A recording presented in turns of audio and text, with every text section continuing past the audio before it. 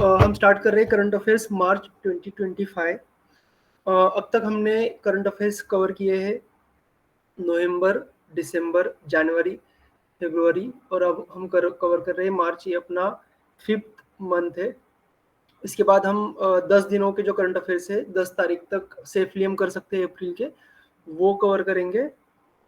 और अगर पॉसिबल हो तो उसके लिए एक क्विज या फिर एमसीक्यू टेस्ट अगर पॉसिबल हो तो वो उसका हम अरेंजमेंट करेंगे। तो हम देखते हैं। Yes, matters of March 2025। तो हमने पहले भी देखा है कि मोदी गवर्नमेंट का या फिर ये जो गवर्नमेंट है बीजेपी गवर्नमेंट, इनका एक बहुत बड़ा अभियान है। वो अभियान ऐसे है कि जो ब्रिटिश ब्रिटिश रूल ने जो लॉ बनाए थे, ब्रिटिश इरा में जो लॉ बनाए थे, वो अभी आउटडेटेड है। तो उनको रिपील करने का काम शुरू हो रहा है, पहली बात। दूसरी बात, ऐसे लॉ जो यूज में नहीं है उनको रिपील करने का शुरू हो रहा है। और ऐसे लॉ जिनमें बहुत ज्यादा अमेंडमेंट्स की जरूरत है, बदलाव की जरूरत है, उनको रिपील करना अभी जारी हो रहा है। तो बहुत से ऐसे लॉज है जिनको रिपील किया गया है, जिनका कोई उपयोग नहीं, बस वो लॉ के जो स्टैट्यूट बुक होता है उसमें पड़े हुए हैं। ऐसा ही एक लॉ था, ड्रामेटिक परफॉर्मेंस एक्ट 1875। 1875 बहुत पुराना एक्ट है ये। और ये जो एक्ट है वो एक्ट 1956 में इलाहाबाद हाईकोर्ट ने पहले ही अनकॉन्स्टिट्यूशनल डिक्लेयर किया था। इसका मतलब इसका कोई उपयोग नहीं था, पर फिर भी अनकॉन्स्टिट्यूशनल डिक्लेयर करने से वो जो एक्ट है वो गायब नहीं हो जाता, वो वहां पे होता है पर अनकॉन्स्टिट्यूशनल होता है बस। तो गवर्नमेंट ने 1 मार्च को हाईलाइट किया कि जो सब लॉज है कॉलोनियल इरा के, उनको रिपील किया जा रहा है। उनमें ड्रामेटिक परफॉर्मेंस एक्ट को रिपील किया गया है। ड्रामेटिक परफॉर्मेंस एक्ट क्यों लाया गया था? क्योंकि गवर्नमेंट के खिलाफ अगर कोई बोला जाए कि या फिर गवर्नमेंट के खिलाफ अगर कोई ड्रामेटिक परफॉर्मेंस हो तो उसको बेसिकली ये किया जाए, उसको कंट्रोल किया जाए। इसके लिए वो एक्ट था। उसको पहले ही अनकॉन्स्टिट्यूशनल डिक्लेयर किया गया है, पर ये मुद्दा उठा था मार्च में और इसको अब रिपील किया गया है। इसका मतलब अब ये एग्जिस्ट नहीं करता, रिपील किया हुआ लॉ। तो ये लॉ रिपील किया गया है बेसिकली। इसका ये पूरा मुद्दा था। आगे देखते हैं हम बाकी की मुद्दे। Yes, India world's second largest arms importer, ऐसा कौन कहता है? Stockholm International Peace Research institution, SIPRI, Stockholm International Peace Research Institute. इसने ये किया है, एक रिपोर्ट दिया है। उस रिपोर्ट के मुताबिक 2015 से 19 तक इंडिया का जो आम इंपोर्ट था वो 9.3 था, पर अभी 2020 से 2024 तक पिछले 4 सालों का इंपोर्ट जो है वो थोड़ा सा कम हुआ है, 8.3 हुआ है। फिर भी इंडिया सेकंड लार्जेस्ट है। तो टॉप कौन सा है, मतलब टॉप इंपोर्टर कौन है? तो वो है यूक्रेन। यूक्रेन सबसे ज्यादा ये करता है, आर्म्स इंपोर्ट करता है। ये जो सेकंड लार्जेस्ट आर्म इंपोर्टर है, इसको कैसे देखते हैं, मतलब कैसे देखना चाहिए? तो अगर 100% आर्म्स इंपोर्ट हो रहे हैं पूरे वर्ल्ड में किसी और कंट्री से अपनी कंट्री में, तो उसमें इंडिया का योगदान है वो सेकंड लार्जेस्ट है, सबसे बिगेस्ट है यूक्रेन का। अब देखते हैं आर्म सप्लायर्स कौन है। इंपोर्टर्स मतलब अंदर लेना, सप्लायर्स मतलब बाहर देना। तो रशिया जो है वो सबसे ज्यादा आर्म ये करता है, इंडिया को सप्लाई करता है। 36% आर्म्स जो इंडिया में आते हैं वो रशिया से आते हैं और सेकेंडली फ्रांस से आते हैं। अब देखते हैं ग्लोबल कॉन्टेक्स्ट कैसा है इस रिपोर्ट का। यूएसए जो है वो लार्जेस्ट आर्म सप्लायर है पूरे वर्ल्ड को। यूएसए जो है वो सप्लायर है पूरे वर्ल्ड को। ये दो इनको, नाटो को और यूक्रेन को सबसे ज्यादा सप्लाई करता है आर्म्स। अब नाटो क्या है? NATO is a North Atlantic Treaty Organization, जो एक मिलिट्री अलायंस है। मिलिट्री अलायंस का मतलब क्या होता है? जब अगर ए देश, बी देश और सी देश, ए बी सी 3 देश अगर मिलिट्री अलायंस में है, तो एक देश पे हुआ हमला ये पूरे अलायंस पे हमला हुआ ऐसा माना जाता है। तो इसमें 30 कंट्री है। इसमें ये है, यूरोपियन कंट्रीज है और यूनाइटेड स्टेट्स है। और इसका जो हेडक्वार्टर है वो बेल्जियम में है, ब्रुसेल्स में है। बेल्जियम यूरोप में है। तो ये है नाटो ऑर्गेनाइजेशन। तो नाटो ऑर्गेनाइजेशन है ये, जिसे ये कहा जाता है नॉन अलाइनमेंट। उस टाइम पे ये बना था।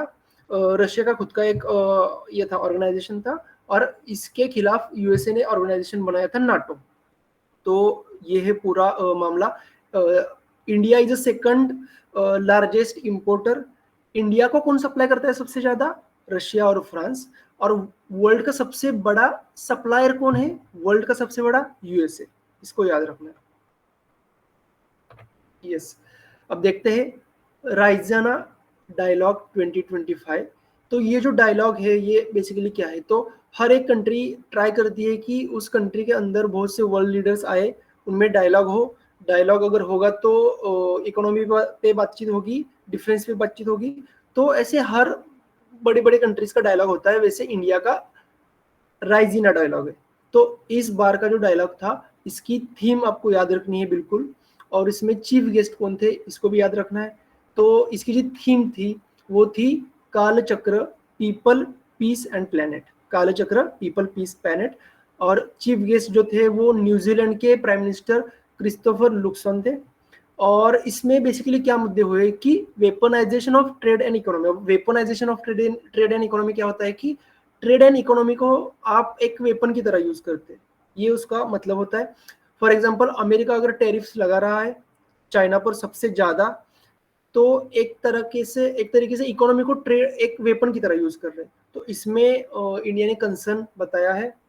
अब देखते हैं राइजाना डायलॉग क्या होता है।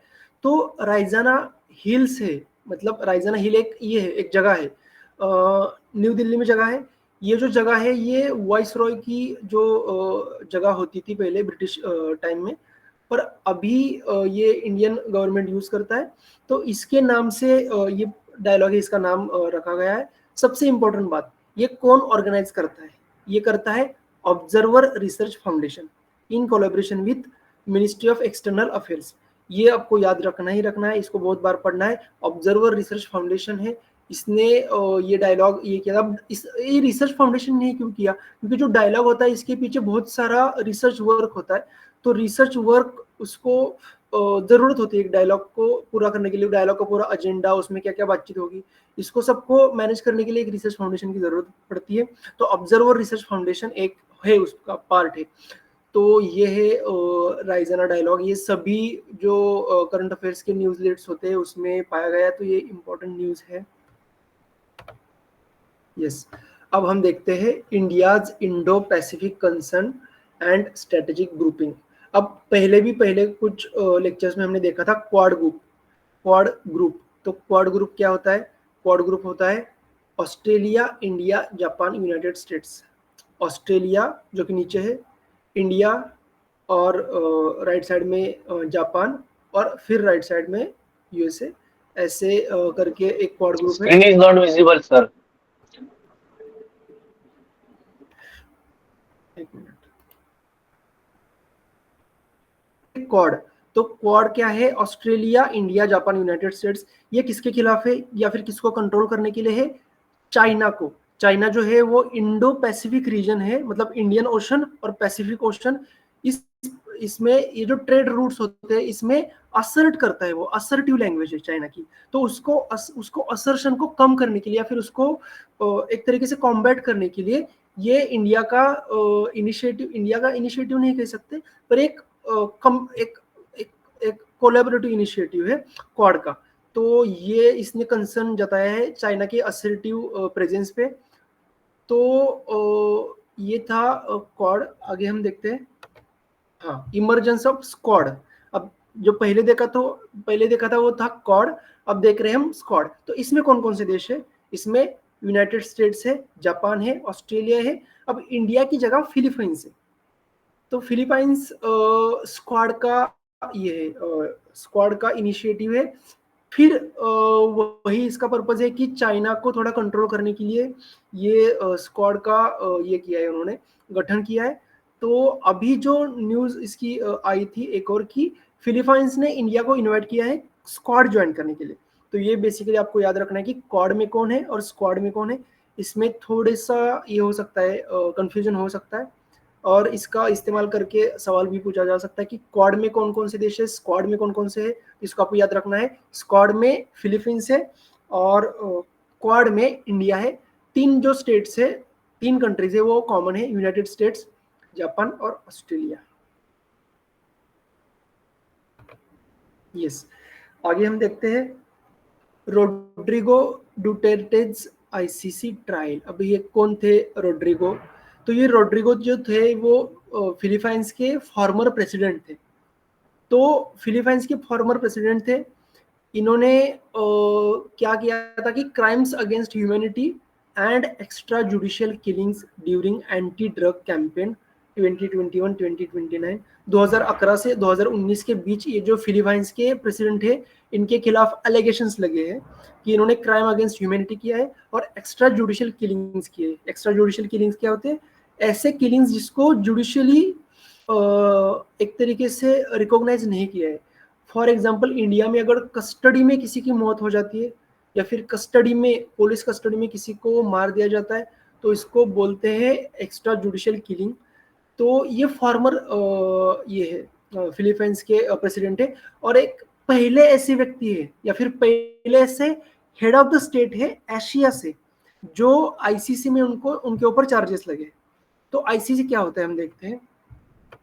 यस, अब ये स्लाइड थोड़ा सा कंफ्यूजिंग लग सकता है, इसको समझते हैं हम और इसको आपको बार बार पढ़ना है ये एग्जैक्टली क्या मैटर है। तो यहाँ पे एस्पेक्ट्स में आप देख सकते हैं कि दो कोर्ट्स है, international court of justice, international criminal court, ICJ, ICC. ICJ है, आईसीसी है। आईसीजे जो है, ICJ international court of justice, वो यूनाइटेड नेशंस के चार्टर है या फिर यूनाइटेड नेशंस का पार्ट है। पर आईसीसी जो कि इंटरनेशनल क्रिमिनल कोर्ट है वो यूनाइटेड नेशंस का पार्ट नहीं है। ये रोम कन्वेंशन से बना है 2002 को, पर आईसी जो है, आईसीजे जो है वो 1945 को बना है। दोनों के हेडक्वार्टर्स जो है वो एक ही जगह पे है, हेग नीदरलैंड में है। अब देखते हैं कि आईसीजे और आईसीसी का क्या पर्पस है। बेसिकली आईसीजे जो होता है इंटरनेशनल कोर्ट ऑफ जस्टिस, ये दो स्टेट्स के बीच में अगर कोई प्रॉब्लम हो उसको रिजॉल्व करता है आईसीजे। पर आईसीसी जो है वो इंडिविजुअल्स को प्रोसिक्यूट करता है। क्यों? Genocide, war crime, crime against humanity. अब आपने देखा होगा कि रशिया का जो पुतिन है इनके खिलाफ अरेस्ट वारंट निकाला था आईसीसी ने। और इजराइल की जो ये है, उनके जो प्रमुख है बेंजामिन नेतन्याहू, इनके भी खिलाफ आईसीसी ने वारंट निकाला था, आईसीसी ने। तो ये इनका डिफरेंस है, इनको आपको याद रखना है। आईसी जो आईसीजे है इंटरनेशनल कोर्ट ऑफ जस्टिस, ये यूनाइटेड नेशंस का पार्ट है, पर आईसीसी जो है यूनाइटेड नेशंस का पार्ट नहीं है। आईसीजे में इंडिया मेंबर है पर आईसीसी में इंडिया मेंबर नहीं है। तो ये इसका डिफरेंस आपको याद रखना है, इसको पढ़ना है। आगे देखते हैं। Yes, immigration and foreigners bill 2025। अब हम पहले भी देखे हैं कि बहुत सारे नए बिल्स आ रहे हैं। बेसिकली इंडियन लीगल सिस्टम है उसको थोड़ा सा चेंज करने की, ट्राई करने की जरूरत है और वो चीज़ हो रही है। पहले भी हमने देखा है कि 3 क्रिमिनल लॉज है उनको चेंज किया गया है। कौन कौन से? IPC, evidence act and CrPC. IPC का चेंज होके हुआ है बीएनएस, भारतीय न्याय संहिता। सीआरपीसी क्रिमिनल प्रोसीजर कोड का हुआ है भारतीय नागरिक सुरक्षा संहिता। और एविडेंस एक्ट का हुआ है भारतीय साक्ष्य अधिनियम, संहिता नहीं, अधिनियम। तो इनका भी आपको नाम याद रखना है। वो भी चीजें सब स्लाइड्स में है। अब देखते हैं इमिग्रेशन एंड फॉरेनर्स बिल क्या है। इमिग्रेशन एंड फॉरेनर्स बिल जो है वो 4 लॉ को रिप्लेस करेगा और चीजें सब सिंप्लीफाई करेगा और सबको कंसोलिडेट करेगा। कौन कौन से 4 लॉज को रिपील किया जाने वाला है? Passport act, registration of foreigners act 1946 और इमिग्रेशन एक्ट 2000। इन सबको रिपील किया जाएगा और ये बिल आने वाला है। इनका क्या क्या प्रोविजन है? बेसिकली एंट्री जो है उनमें रिस्ट्रिक्शन लगाया है। अगर कोई फॉरेनर नेशनल सिक्योरिटी को, सॉवरेनिटी को और इंटीग्रिटी को थ्रेट करता है तो उसको एंट्री नहीं दी जाएगी। मैंडेटरी रजिस्ट्रेशन होगा, इसका अप्रूवल के बाद ही आप आ सकते हो। आपको जो रिस्ट्रिक्शंस है वो लगाए जा सकते हैं कि आप कौन कौन से पार्ट में जा सकते हैं इंडिया के, कौन से नहीं जा सकते। और अगर आपने वायलेशन किया तो इसके लिए आपको स्ट्रिक्ट पेनल्टीज है। तो ये पूरा है immigration and foreigners bill 2025। Yes, अब हम आगे देखते हैं। Ramnath Goenka award for excellence in journalism 2025। अब सबसे पहले तो देखते हैं कि ये जो अवार्ड है ये किसके लिए दिया दिया जाता है। आपको ये याद रखना है कि रामनाथ गोयनका अवार्ड जो है वो जर्नलिज्म के लिए दिया जाता है। इंडियन एक्सप्रेस के जो ये है जिनमें एक फाउंडिंग मेंबर की तरह देखा जाता है, वो है रामनाथ गोयनका। और इनका आपको नाम याद रखना है, इनका नाम जर्नलिज्म से जुड़ा हुआ है और जर्नलिज्म में ये अवार्ड दिया जाता है। 2025 का अवार्ड ये है, ये प्रेसिडेंट द्रौपदी मुर्मू इनके तरफ से दिया गया है। इनके तरफ से मतलब इनके हाथ से दिया गया है। किसको दिया गया है? In the category of Hindi, Mridulika Jha जो आज तक की ये है रिपोर्टर है, उनको दिया गया है। तो ये है पूरा ये मैटर। यस, अब हम देखते हैं केरला जो है वो, Kerala is the first state to establish senior citizen commission. अब ये कमीशन क्या होता है कि कमीशन जो है वो स्पेसिफिक पर्पज के लिए बनाया जाता है। For example human right commission और वुमेन्स कमीशन होता है, और एक होता है कि बैकवर्ड क्लास कमीशन होता है, उनके लिए काम करता है। तो ऐसे कमीशंस होते हैं वो खास उसी चीज़ के लिए काम करते हैं। तो सीनियर सिटीजन्स के लिए पहला ऐसा स्टेट है जिसने कमीशन बनाया है, वो है केरला। इसने क्या किया है, एक लॉ पास किया है, लेजिस्लेशन पास किया है, Kerala state senior citizens commission act. तो ये क्या क्या काम करेगा, सीनियर सिटीजन से उनके राइट को सेफगार्ड करेगा और पॉलिसी के लिए भी ये एडवाइस देगा, काम करेगा। और बेसिकली आप हम सबको पता है कि केरला जो है वो सोशल वेलफेयर में या फिर एक सोशली एक बहुत स्ट्रॉन्ग स्टेट है, क्योंकि इसमें बहुत सारे इंडिकेटर्स में केरला आगे है।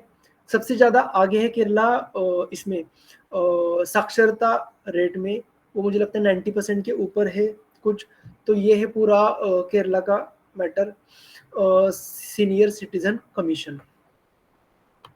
Yes, IRCTC and IRFC granted Navratna status March 2025। अब ये IRCTC IRFC क्या है? तो मिनिस्ट्री ऑफ रेलवे जो है इसके अंडर ये दो पब्लिक सेक्टर इंटरप्राइज काम करते हैं। पब्लिक सेक्टर इंटरप्राइज या फिर पब्लिक सेक्टर अंडरटेकिंग जिसको बोलते हैं, वो क्या होता है पब्लिक सेक्टर अंडरटेकिंग? ये गवर्नमेंट कंपनी होता है। अब IRCTC क्या है? Indian railways catering and tourism corporation. जो टिकट देने का जो काम होता है वो IRCTC करता है, और रेलवे का जो फाइनेंस का सब काम होता है वो कौन करता है? Indian railway finance corporation. ये दो बड़ी बड़ी कंपनियां हैं, वो काम करती है। इनको नवरत्न स्टेटस दिया गया है गवर्नमेंट ऑफ इंडिया की तरफ से। क्यों दिया गया है? क्योंकि इन्होंने इफिशिएंटली और प्रॉफिटेबिलिटी जो उसको कहते हैं उसके लिए काम किया है। अब हम देखते हैं कि PSU एग्जैक्टली क्या होते हैं। Yes, public sector undertaking. Public sector undertaking क्या होता है बेसिकली कि एंटिटी होता है या फिर एक कंपनी, इन सिंपल लैंग्वेज एक कंपनी होती है।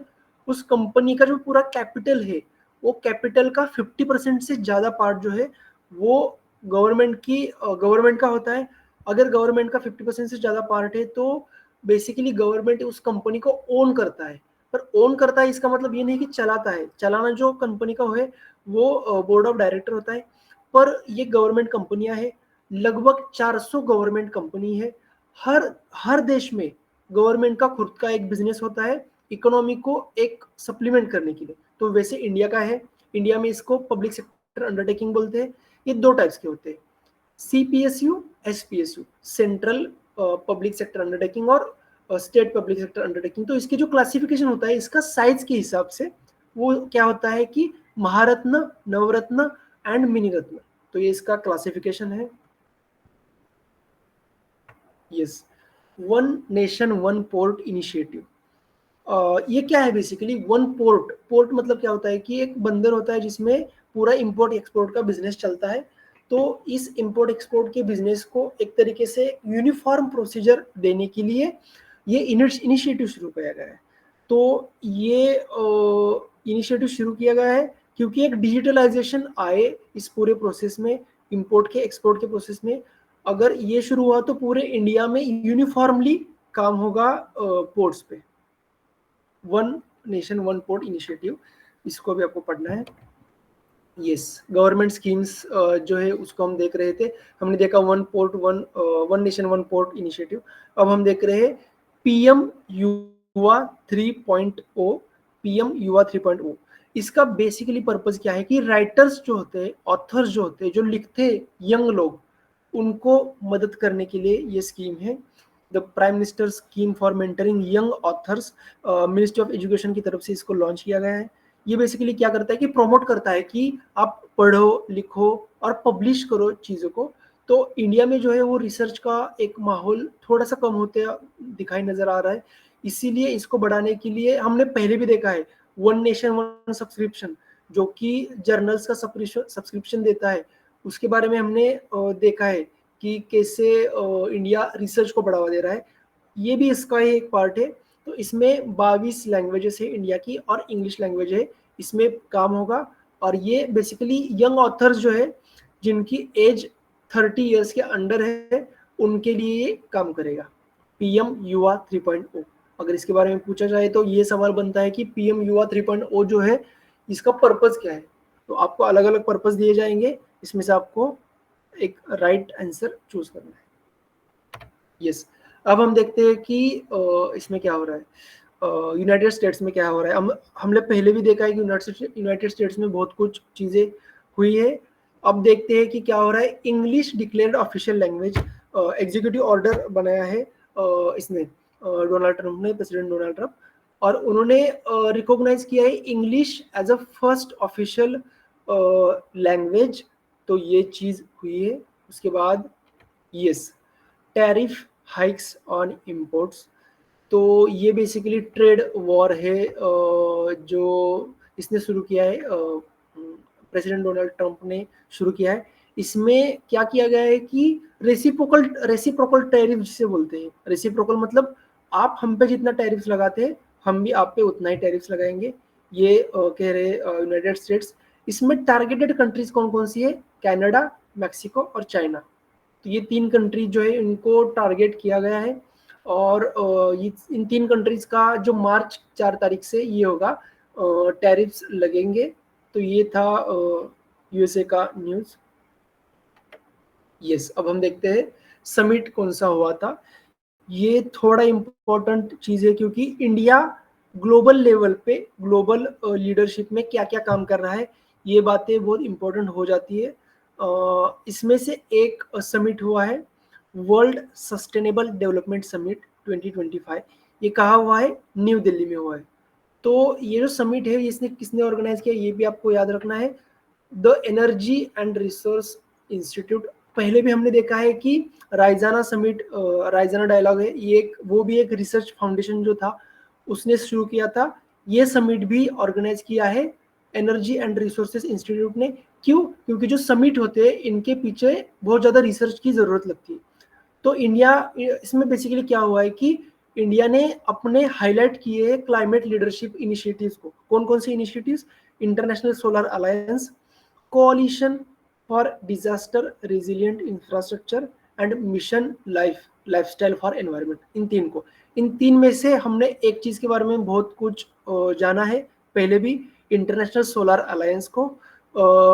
इसको हमने देखा है और बहुत डीपली स्टडी किया है, इसको आपको याद रखना है।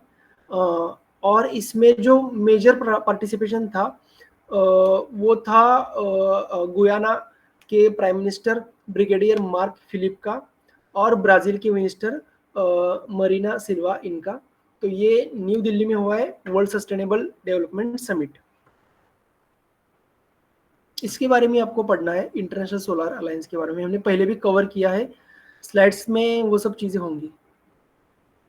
यस, अब हम देखते हैं glass ceiling index 2025 best countries for working woman. अब इसके बारे में पूछा जा सकता है बेसिकली कि एक इंडेक्स का आपको नाम दिया जाएगा ग्लास सीलिंग इंडेक्स 2025 और उसका पर्पस पूछा जाएगा। तो पूरे वर्ल्ड में ऐसे कौन से देश है जो वुमेन्स के वर्क प्लेस में एक तरीके से बेस्ट है।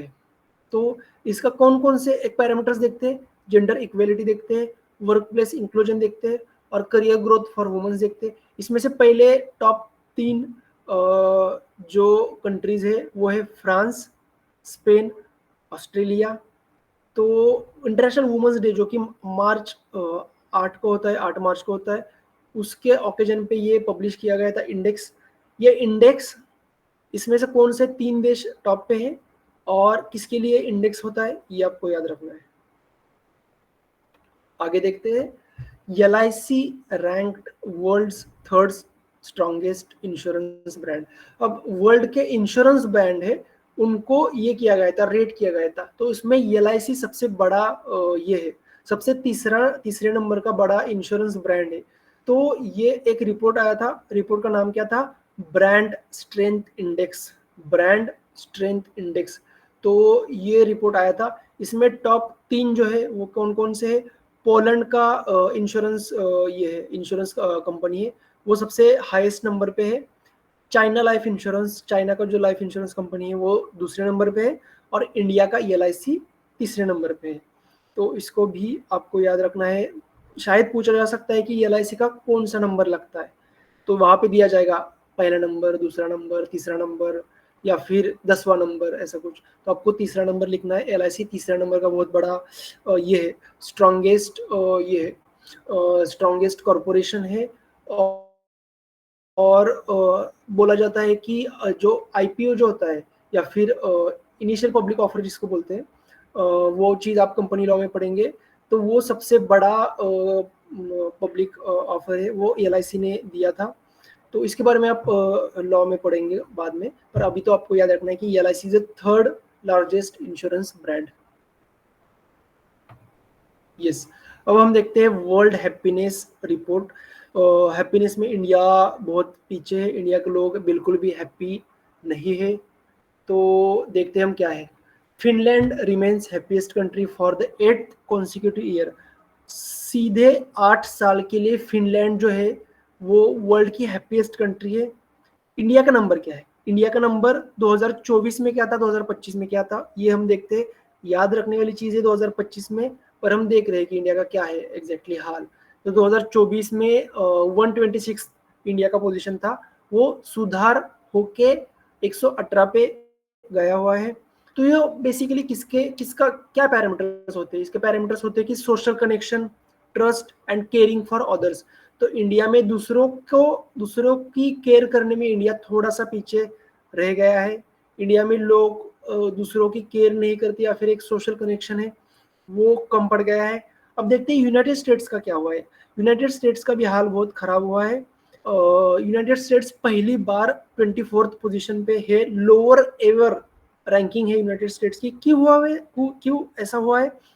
Increasing income inequality, political division and social unrest. In United states में अभी जो चीज़ें चल रही है वो डोनाल्ड ट्रंप के आने के बाद इनकम इनक्वालिटी बढ़ रही है। क्यों बढ़ रही है, क्योंकि हमने पहले भी देखा है कि यूनाइटेड स्टेट्स जो है उसने जो एड होता है, या फिर एक USA की एक एजेंसी थी, USA aid, United States Agency for International Development, इसको बंद किया गया है। और जो एक होता है ट्रम्प जो सरकार है उसका एक बेसिक एजेंडा है कि हम टैक्स नहीं करेंगे इनको, जो बहुत ज़्यादा श्रीमंत लोग, इनके पास बहुत ज़्यादा पैसा है, इनको टैक्स नहीं करेंगे। उनका पैसा कमाना अपना फ्रीडम का पार्ट होता है।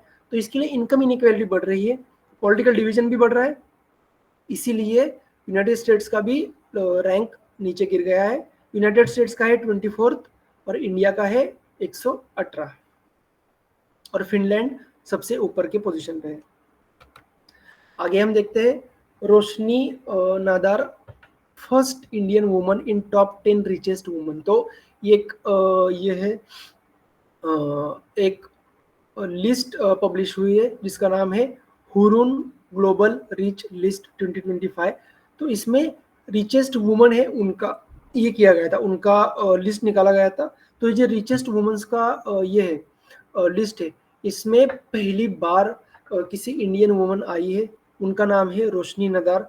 कौन है Roshni Nadar? She is a chairperson of HCL technologies, becomes the first Indian woman to enter world's top 10 richest list। उनका नेट वर्थ क्या है? 3.5 लाख करोड़।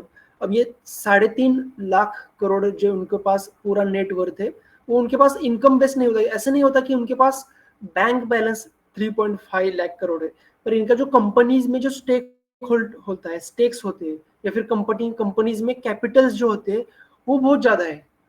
तो ये जो कैपिटल्स होते हैं, ये जो शेयर्स होते हैं कंपनी के, इनका पूरा मिला जुला के इनका 3.5 लाख करोड़ होता है। तो इनका 5th पोजीशन है।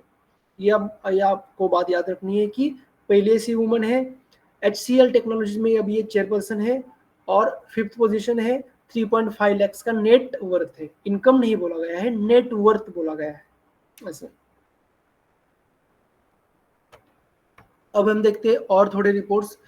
Night Franks wealth report 2025। अब ये क्या है? नाइट फ्रैंक्स वेल्थ रिपोर्ट 2025 ये है कि हाई नेट वर्थ इंडिविजुअल्स होते हैं, HNWI, high net worth individuals, मतलब ऐसे इंडिविजुअल्स जिनके एक ही इंडिविजुअल के पास बहुत ज्यादा पैसे हैं। तो ये जो इंडिविजुअल्स है, इसमें इंडिया का जो है वो 4th नंबर पे आते हैं। सबसे ज्यादा इंडिविजुअल्स जो है उसमें इंडिया का नंबर 4th आता है। ये आपको याद रखना है। सभी चीजों को मिक्स नहीं करना है। फॉर एग्जाम्पल रोशनी नदार थी, उनको उनका 5th पोजीशन था। अब इंडिया का हाई नेट वर्थ इंडिविजुअल से इनमें 4th नंबर है। और दूसरा रिपोर्ट कौन सा है? United Nations report on glaciers on the world day for glaciers. इसमें क्या है कि एक अलार्मिंग एक कंसर्न बताया है यूनाइटेड नेशंस का जो रिपोर्ट है। इसने क्या बताया है? हिंदू कुश हिमालय जो रीजन है, इसमें जो आइस है वो मेल्ट हो रही है। क्यों हो रही है हम सबको पता है, क्लाइमेट चेंज का मैटर है। क्लाइमेट चेंज जब होता है तो वातावरण में जो तापमान लेवल है वो बढ़ता है, और इसकी वजह से आइस लेवल जो है वो मेल्ट हो जाती है। इससे क्या होता है कि जो नदियां हैं उनमें पानी बढ़ जाता है, जो समंदर है उनमें पानी बढ़ जाता है, और एक बेसिकली एक वेदर पैटर्न जो है वो भी बहुत ज़्यादा बदल जाता है। तो ये पूरा मुद्दा है। क्लाइमेट चेंज बहुत बड़ा मुद्दा है।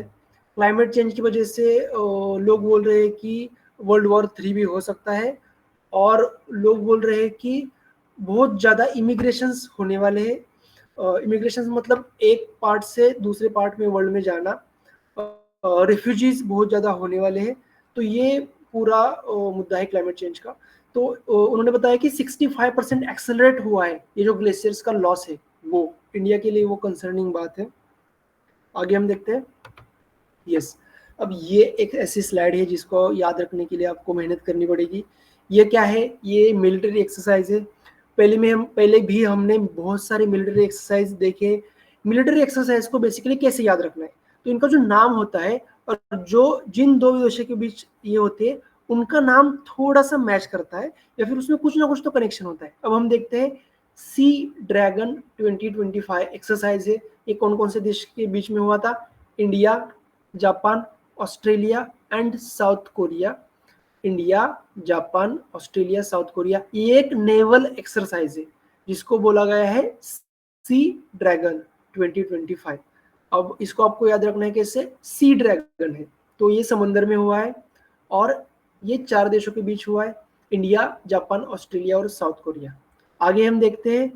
खंजर XII, खंजर 12 ये जो है वो किस किस के बीच में हुआ है? इंडिया और कजाकिस्तान।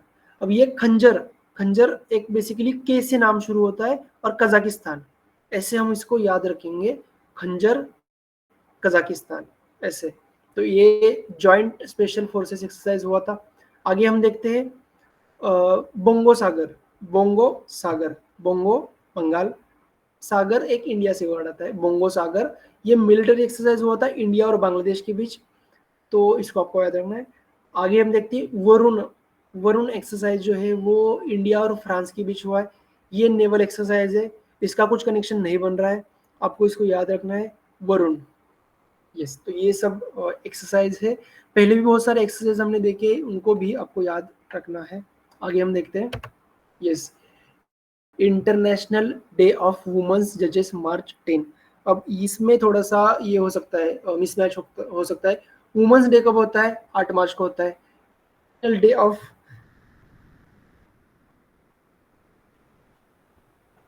एक मिनट बस। यस, दो चीजें होती है। International Women's Day, International Day for Women जजेस, इसको थोड़ा सा ट्विस्ट करके क्वेश्चन आ सकता है। फॉर एग्जांपल आपसे पूछ सकते हैं कि इंटरनेशनल डे फॉर वुमेन्स जजेस कब होता है, और पहला ही उसमें दिया जाए ऑप्शन 8 मार्च। अब हमने बहुत जगह पे पढ़ा हुआ होता है कि वुमेन्स डे होता है वो 8 मार्च को होता है, पर ये जो है वो इंटरनेशनल डे ऑफ वुमेन्स जजेस है वो 10 मार्च को होता है। वो जो वुमेन जजेस है इनका कंट्रीब्यूशन जो है पूरे जुडिशरी में उसको रिकॉग्नाइज किया जाता है।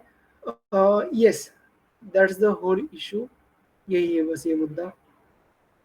हाँ, अब हम देखते हैं scientific and agricultural milestones India का जो है वो क्या है। बेसिकली हमने पहले देखा है साइंटिफिक जो है या फिर स्पेस के रीजन में हमने जो कुछ भी काम किए हमने उसको देखा है। हमने पहले भी देखा है कि कैसे इंडिया का जो आदित्य L1 मिशन है और यूरोपियन जो स्पेस एजेंसी है उसका एक मिशन है, दोनों ने कोलैबोरेट करके काम करना शुरू कर दिया है। अब हम देखेंगे कि आदित्य L1 जो है इसने क्या काम किया है। इसने बेसिकली किया है, Aditya L1 captured first ever image of solar flare known as kernel. अब ये जो सोलर फ्लेयर क्या होते हैं, तो सन जो होते हैं उसमें एक एक तरीके से स्पॉट होते रहते हैं सन में, तो इसको बोलते हैं सोलर फ्लेयर। तो इसको कैप्चर किया है आदित्य L1 ने, जिसका नाम दिया है केरनेल। तो ये एक हिस्टोरिक बेसिकली ये है एक हिस्टोरिक अचीवमेंट है इंडिया के लिए। ये अपना स्पेस का ये है स्पेस का अचीवमेंट है। अब देखते हैं अगला अचीवमेंट क्या है। World's largest milk producer, India में दुनिया का सबसे ज़्यादा मिल्क प्रोड्यूस होता है, ये आपको याद रखना है। इंडिया में दुनिया का सबसे ज़्यादा मिल्क प्रोड्यूस होता है। 239 मिलियन मेट्रिक टन इंडिया में हर साल प्रोड्यूस होता है, और पूरे वर्ल्ड में टोटल जितना मिल्क प्रोड्यूस होता है उसमें इंडिया 24% मिल्क प्रोडक्शन करता है। ये सबसे बहुत बड़ी बात हो गई बेसिकली कि एक कौन सी तो चीज़ है जिसमें इंडिया सबसे ज़्यादा कंट्रीब्यूट करता है। पॉपुलेशन जो है उसको छोड़कर, पॉपुलेशन में इंडिया तो आगे है ही, सबको पीछे छोड़ देगा इंडिया, चाइना को भी पीछे छोड़ने वाला ही है। मिल्क कंजम्पशन में या फिर मिल्क प्रोडक्शन में भी इंडिया आगे है। यस, ये सबसे इम्पोर्टेंट न्यूज़ लगती है मुझे। स्पेस में क्या क्या हो रहा है, तो नासा क्रू मिशन है, इसमें क्या क्या हुआ था बेसिकली। एक स्टार लाइनर मिशन है, उसका नाम है स्टार लाइनर मिशन। उसमें सुनीता विलियम्स एंड बुच विल्मेयर, ये दो लोग हैं। ये दो लोग स्पेस में फंसे हुए थे। फंसे हुए कैसे थे, हमने पहले भी देखा है। इंटरनेशनल स्पेस स्टेशन है, ये इंटरनेशनल स्पेस स्टेशन में ये हुए थे 5 जून 2024 को ये किया गया था, उनको लॉन्च किया गया था। और ये लोग बस कुछ दिनों के लिए, मतलब 5 जून से 18 जून तक इनका पूरा एक स्पेस मिशन था। पर इस स्पेस मिशन को ये जो इंटरनेशनल स्पेस स्टेशन में गए हुए थे, तो उनको वापस लेने के लिए या फिर वापस लाते वक्त एक प्रॉब्लम हो गया। क्या हो गया, minor helium leak detected pre launch and during the journey. तो उनको बेसिकली इसमें रिस्क था, तो रिस्क की वजह से उनको स्पेस में ही रहना पड़ा। तो स्पेस में रहना पड़ा उनको, इसलिए उनको बहुत महीनों के लिए स्पेस में रहना पड़ा। इतने महीनों के लिए हम बेसिकली स्पेस में नहीं रह सकते, क्योंकि वहाँ पे ग्रेविटी नहीं होता। ग्रेविटी नहीं होता तो बेसिकली आपको चलना नहीं है वहाँ पे, आप वहाँ पे बेसिकली उड़ते हो, और जो चीज़ें होती है उनके सहारे आपको आगे पीछे जाना होता है। तो जहाँ पे ग्रेविटी नहीं होता, जहाँ पे आप चल नहीं रहे हो, वहाँ पे आपकी जो बोन डेंसिटी होती है वो बहुत कम होती है। इसके लिए वहाँ पे आपको एक्सरसाइज भी करना पड़ता है, वहाँ पे जिम भी है। वो जो इंटरनेशनल स्पेस स्टेशन है बहुत बड़ा एरिया है, बहुत बड़ा नहीं पर एक अच्छा खासा एरिया है, वहाँ पर आपको जिम भी करना होता है। और आप अगर बहुत दिनों तक स्पेस में रह रहे हैं तो आपको हेल्थ इश्यूज भी आ सकते हैं। तो बेसिकली इस तरीके से वो फंसे हुए थे। यस, तो हमने देखा है कि इलॉन मस्क का जो ड्रैगन फ्रीडम मिशन है, इलॉन मस्क का एक ड्रैगन कैप्सूल है, वो कैप्सूल इसमें गया, स्पेस में गया। इसने लॉकिंग किया और D locking, locking D locking बोलते हैं। लॉकिंग मतलब वो स्पीड से जा रहा होता है अर्थ के ऑर्बिट में। वो इसका स्पीड क्या होता है, वो 45 मिनट्स में अर्थ का एक चक्कर पूरा करता है, तो इस इतना ज़्यादा उसका स्पीड होता है। तो उसी स्पीड से ये जो ये है कैप्सूल होता है उसको भी जाना होता है, फिर वो एक साथ जुड़ते हैं उसमें, फिर वो जो एस्ट्रोनॉट है वो एस्ट्रोनॉट इंटरनेशनल स्पेस स्टेशन से उस कैप्सूल में आते हैं, और वो कैप्सूल फिर डी लॉकिंग होता है और फिर वो अर्थ पे आता है। ये पूरा एक मिशन था ये। तो इसमें आपको याद रखने वाली चीज़ है कि बुच विल्मोर एंड सुंदर विलियम्स, ये दो लोग हैं, ये दो लोगों को अर्थ पे फिर लाया गया है 18 मार्च को, 18 मार्च। यस, आगे देखते हैं। ये फिर से स्टेट की एक न्यूज़ आई है, स्पेस की न्यूज़ आई है। तो स्पेस में क्या हुआ है बेसिकली, आसाम ऐसा पहला राज्य बना है जिसने अपना खुद का सैटेलाइट लॉन्च किया है। सैटेलाइट का नाम क्या है, Assam sat, Assam satellite, Assam sat. ये किसके लिए काम करता है, बेसिकली सोशो इकोनॉमिक डेवलपमेंट के लिए काम करेगा, और जो बॉर्डर है उसकी सिक्योरिटी के लिए काम करेगा। ये किसने तैयार किया गया था, तो ये Indian National Space Promotion and Authorisation Centre है। इसके इसके इसके इसमें ये डेवलप हुआ था, और इसके लॉन्च के लिए इसरो का जो लॉन्च स्टेशन है उसको भी यूज किया गया था, इंडियन स्पेस रिसर्च ऑर्गेनाइजेशन का। तो असम ऐसा पहला ये है। तो हमने पहले ऐसे दो राज्य देखे, हमने देखा है कि सीनियर सिटीजन कमीशन के लिए केरला है, और सैटेलाइट जो पहला लॉन्च किया गया है वो आसाम की तरफ से लॉन्च किया गया है। ये बहुत कंफ्यूजिंग क्वेश्चन बन सकता है इससे, कैसे, जैसे आसाम बहुत बार किसी चीज़ में आगे है, ये देखा नहीं गया है, या फिर बहुत कम चीज़ों में देखा गया है। तो ये थोड़ा कंफ्यूजिंग सवाल बनेगा, क्योंकि आसाम के साथ बहुत सारे डेवलप जो राज्य है उनके नाम दिए जाएंगे। महाराष्ट्र है, तेलंगाना है, आंध्र प्रदेश है, या फिर कर्नाटका है, या फिर उत्तर प्रदेश है, इनके नाम दिए जाएंगे, पर उसका आंसर जो है वो आसाम है। तो ये थोड़ा ट्रिकी क्वेश्चंस बन सकता है। आगे हम देखते हैं। Yes, that's and. ये थे पूरे मार्च के न्यूज़। आगे और एक छोटा सा लेक्चर होगा 10 तारीख तक हम कवर करेंगे अप्रैल के।